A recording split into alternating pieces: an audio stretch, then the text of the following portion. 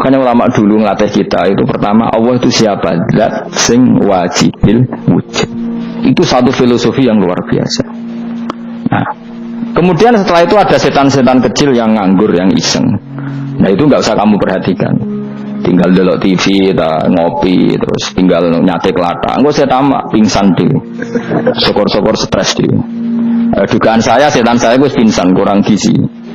Karena memang setelah itu setan goda gini. Lalu sebelum Allah jangan-jangan ada wujud yang lain. Jangan. Lalu Allah sendiri awal mulanya gimana? Kata Nabi, jika ada pertanyaan seperti itu kamu harus berhenti. Tinggal delok TV atau tinggal delok dangdutan. Ya kalau kepeksa rapopo, kelasem ya. Saya ada menghalalkan tapi kan sudah kamu lakukan. Karena itu lebih baik ketimbang pertanyaan filsafat. Banyak orang yang dulu sholat ketika sekolah filsafat tidak sholat. Alasannya sampai menemukan jati diri itu Tuhan. Dan itu bahaya sekali karena Nabi berkali-kali bilang kamu jangan mikir tentang Allah pasti rusak. Orang kok mungkin rusak dari Nabi pasti rusak. Nah cara menghentikan gimana? Karena setan ini makhluk, akal-akalannya gampang. Tadi tak warai, ini saya sebagai ulama atau sebagai manusia atau sebagai orang awam atau sebagai siapa saja. Kadang ada pertanyaan seperti itu. Tak tinggal anggeling dharma, kan pusing setan. Kan ngenteni. Weh, ngenteni bar lo anggeling dharma. Bariku aku lesu mangan mie. Bar mangan mie waret turu. Kan dia ngenteni terus mau bikin was-was lagi. Ternyata saya sibuk kan enggak bisa masuk deh. Bangun tidur aku selali pertanyaan tadi. Dinteni. Nah, dia masuk lagi aku sibuk ngajak anak jalan-jalan. Jadi saya kalau jalan-jalan di pasar itu senteni tan santai wae. Itu memang resep dari Rasulullah. Jangan sampai orang terjebak filsafat yang sampai menanyakan eksistensi Tuhan. Dan dia tidak mau iman, tidak mau sholat, tidak mau puasa sampai menemukan Tuhan itu siapa. Itu jelas minas syaitonir rajim, itu perilaku setan.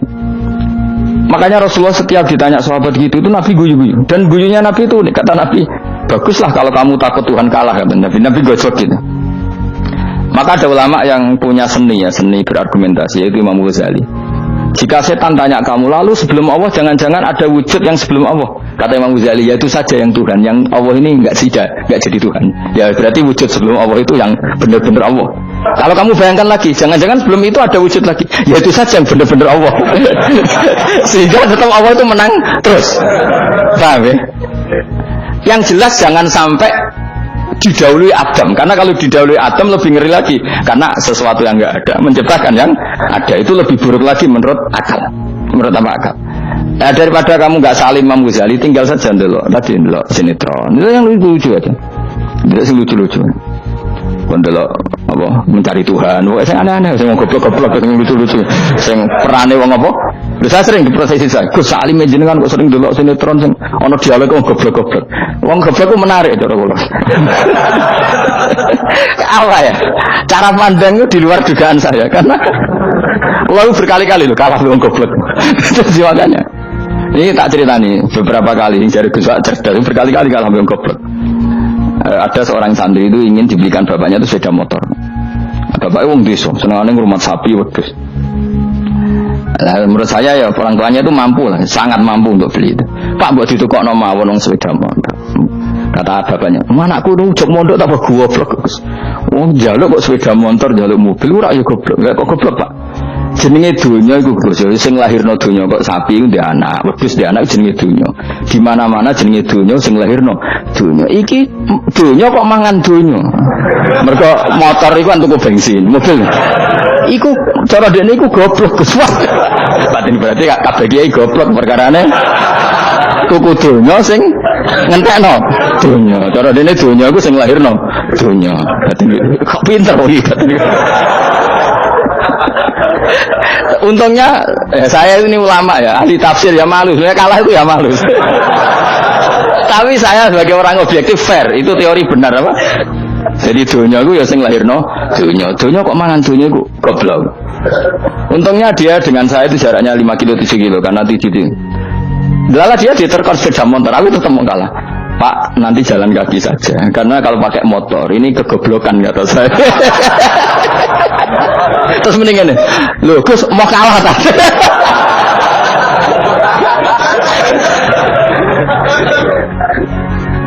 Wah kadek.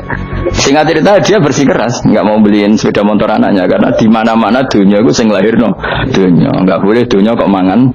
Nah, ini satu kegoblokan yang agak ilmiah tadi. Nah, Imam Asy'ari juga ngalami hal yang sama. Imam Asy'ari itu punya, kita kalau ahli sunnah kan dua partai ya. Ya, dalam ahli sunnah itu hanya ada dua partai juga. Kalau nggak Asy'ari ya Maturidi. Ya, dan sama-sama alim. Ya kalau terpaut ya paling 5%, 7% ya, kealimannya Asy'ari dan Maturidi. Imam Asy'ari itu bikin logika yang jelimet seperti saya sekarang ini, logikanya jelimet tapi permanen. Jadi yang saya ajarkan tadi itu logika yang jelimet tapi apa?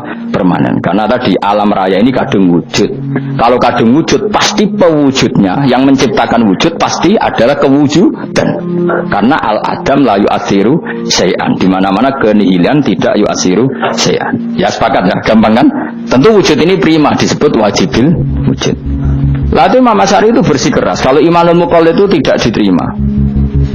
Sebanyak keberatan ulama, tapi Nabi nyatanya yaktafi bi imanil Arab al-khalina anin nadzur. Nabi nyatanya mencukupkan imannya orang-orang Bedui yang mereka itu kayaknya tidak bisa mikir. Ya, Nabi yaktafi bi imanil Arab itu wong desa al-khalina anin nadzur yang mereka itu tidak bisa apa? Berpikir. Dengan cerita Imam Asy'ari survei. Coba ayo kita tanya orang-orang kampung. Ternyata kegoblokan orang kampung itu ya ilmiah, masyhur itu. Imam Asy'ari saja harus belajar dari orang awam, orang goblok-goblok. Kita kok ingin ya Badawi bima araf tarobbak. Kowe kok iman be Allah itu bima araf tarobbak. Lalu kamu tahu Tuhan kamu atas nama apa? Dengan logika apa? Jawabnya enak. Al-ba'ratu tadullu 'alal ba'ir wa atharul aqdam yadullu 'alal masir. Angger ana tletong ya ana ontane. Angger ana bekas delamaane wong ya ana sing bar liwat. Jadi misalnya ada bekas teracak anjing, berarti anjing habis liwat. Ada bekas apa ular ya berarti ular harus liwat. Ada bekas teracak manusia ya berarti manusia habis liwat. La wa hadzal alam asarun min asari qudratillah. Alam iki bekas, mesti ana sing gawe. Jadi Mas Ari pinter juga, mesti logikane gak jelimet tapi anggere ana tletong, ana sapine. Ana teracake wong berarti ana sing bar liwat. Dene ngomong gampang wa asarul aqdam ya dulu alal masir. Nah, terus Imam Asy'ari habis itu ngendikan, ya sudahlah dengan logika apa saja, meskipun karena zori hadal Arabis bagaimana cara berpikir Bedui ini, sementing ada nazar. Apa ada nazar. Ya nazar apa saja. Misalnya orang ahli matematika mungkin bilang angka dimulai dari 1. 0 itu akal-akalane Khawarizm. Mereka ini kebingungan nulis 10. Tapi tetap angka itu dimulai dari 1. Kalau misalnya 1 untuk mecah kesulitan ya harus dimulai 0,1. Tidak bisa 0 tok. Jadi 0 dulu itu untuk mematahkan kalau jumlah itu tidak sampai 1. Tapi faktanya jumlah itu kan pasti 1 karena dimulai dari wajibil wujud. Khawarizm itu ya pintar matematika. Saya juga punya ilmu hisamnya Khawarizm. Itu kan dia karena kebingungan angka pecah. Misalnya 1 tidak sampai 2, mau tidak mau harus ditulis 1,5 misalnya. Paham ya? Lalu kalau sebelum 1 tetap dia harus 0,5. Lalu hakikat 0,5 itu kan bagian dari wujud apa bagian dari adam? Tetap bagian dari wujud. Jadi 0,5 itu kan khayal kuliah, Pak Wari ya. Mungkin saya ada ahli matematika ala wong kampus, tapi saya tahu Kang, ala Islam itu lebih gampang. Misalnya gini, sesuatu itu kadang kamu putuskan itu satuannya 1. Tentu ketika separuh kamu katakan baru separuh. Tapi sebetulnya ketika satuan itu kamu katakan 10, yang separuh itu sudah 5. Itu kan terserah sing bagi, no? Terserah sing bagi. Ya iya dong, misalnya 1 juta, 5-nya artinya apa coba? 500.000 kan? Sekarang kalau 100.000, 5-nya jadi berapa? 50. Kalau 1,5 jadi. Nah itu kan terserah satuannya apa? Tapi tetap dari 0,5 itu tetap menunjuk sesuatu yang wujud, yaitu 5-nya sebetulnya apa? 5 yang separuh tadi. Paham sih kalau maksud? Tetap nggak bisa sesuatu dimulai dari apa? 0. Nah, makanya kata Abdul Hamid Khan kalau dalam mendidik tauhid itu gampang saja tadi. Alam raya ini kadung maujud. Kalau kadung maujud pasti disebabkan oleh sesuatu yang wujud. Karena wujud pencipta harus berstatus prima. Lah prima ini atau premium ini kita sifati wajibil wujud. Atau kamu katakan apalah kausa prima atau musabbibul asbab. Nah kelirunya kita dalam berislam itu, kritiknya para ulama, kita ini nyebut Allah dulu baru menceritakan status Allah. Kalau zaman Nabi itu dibalik. status wajibil wujud itu kita terangkan dulu, baru yang oleh Islam itu namanya Allah. Paham ya? Kan beda, misalnya gini logikanya gini, kamu ketemu orang ateis, saya ulang lagi, kamu ketemu orang ateis, terus kamu ditanya, lalu alam ini yang menciptakan siapa? Allah Jalla Jalaluh. Mesti kan tanya, man huwa Allah itu siapa? Kalau dulu Islam mengajarkan nggak gitu. Surat pertama turun apa coba? Iqra. Iqra itu nggak nyebut kata Allah. Iqra bismi rabbika. Rabbika itu siapa? Alladzi khalaq. Sebutlah nama Tuhan. Yang berhak menyandang Tuhan adalah zat yang pencipta. Itu tidak ada kata Allah. Di surat Mudatsir, surat kedua. Ya ayyuhal mudatsir kum fa'anzir wa rabbaka fakabbir. Bukan Allah fakabbir, wa rabbaka fakabbir. Sehingga cara berpikir gini dibalik. Sebutlah Tuhan kamu. Tuhan itu siapa? Yang berstatus Tuhan adalah zat yang berstatus pencipta. Nah, lalu pencipta ini oleh Islam dinamai Allah. Kalau orang ateis kamu langsung bilang Allah, man huwa Allah. Berarti pertanyaannya Allah itu siapa? Lalu kamu jelaskan Allah adalah pencipta, Allah adalah wajibil wujud. Tentu lebih gampang kamu terangkan. Makanya Al-Quran menerangkan amukhuliku min ghairi syai'in. Maknanya saya di sini maknanya ya Allah. Apa? Allah. Apakah mereka diciptakan tanpa pencipta? Tentu setelah Islam tahu itu namanya siapa? Allah. Paham ya? Kalau balen malih. Jadi sebetulnya Quran itu ngajari kita itu ilmu mantek yang luar biasa. Misalnya ya Yuhanna su'budu siapa? Rabbakumul ladzi khalaqakum walladzina min qablikum. Sembahlah Tuhan. Tuhan itu siapa? Pencipta kamu dan pencipta orang-orang sebelum kamu. Lalu Tuhan ini oleh Islam dinamai Allah. Tapi kalau langsung kamu bilang ke orang ateis atau orang Uni Soviet, Allah itu Tuhan, Allah itu siapa? Sebab itu di beberapa ayat dijelaskan dulu status Allah, sifatnya Allah, keakhasan Tuhan. Yang dikatakan Tuhan adalah zat pencipta. Kalau tidak pencipta berarti tidak Tuhan. Sekarang Yesus pencipta bumi apa enggak? Enggak, karena dia lahir sudah di bumi. Begitu juga Fir'aun. Fir'aun itu kalah telak sama Nabi Musa gara-gara logika ini. Ketika Nabi Musa ditanya Fir'aun, wa ma rabbul alamin, lalu Tuhan itu siapa? Kata Musa, rabbus samawati wal ardi, yang menuhani langit dan bumi. Jadi Fir'aun, enggak, ma'alim tulakum min ilahin wairi, saya jalan-jalan kemana-mana yang dikatakan Tuhan oleh masyarakat saya kok. Nah, kurang ajar Fir'aun. Terus kata Musa, ya Tuhanku yang di langit. Terus manggil Haman Mesir, ya Haman ibn Ili Sorkhalla Ali Abluhul Asbab Samawati Fa'atoli ila ilahi Haman, bikinan saya piramida yang tinggi, aku akan lihat Tuhannya Musa. Ada enggak di sana?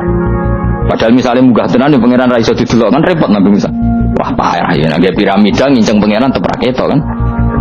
Akhirnya Musa pakai logika.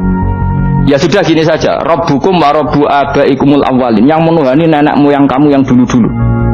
Oh itu langsung Fabuhita Fir'aun. Fir'aun itu kaget sekaget-kagetnya. Dan para penggawa Fir'aun sadar. Wah kalau Fir'aun yang Tuhan, babanya tanpa Tuhan. Kan Tuhannya balita kan gitu kira-kira. Tuhannya balita. Tuhannya barulah. Itu kan jadi logika yang mematikan.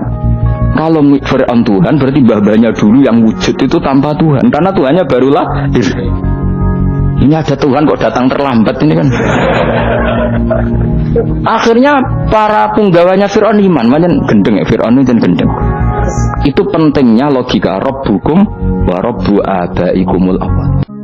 Makanya ulama dulu ngelatih kita itu pertama Allah itu siapa? Zat sing wajibil wujud. Itu satu filosofi.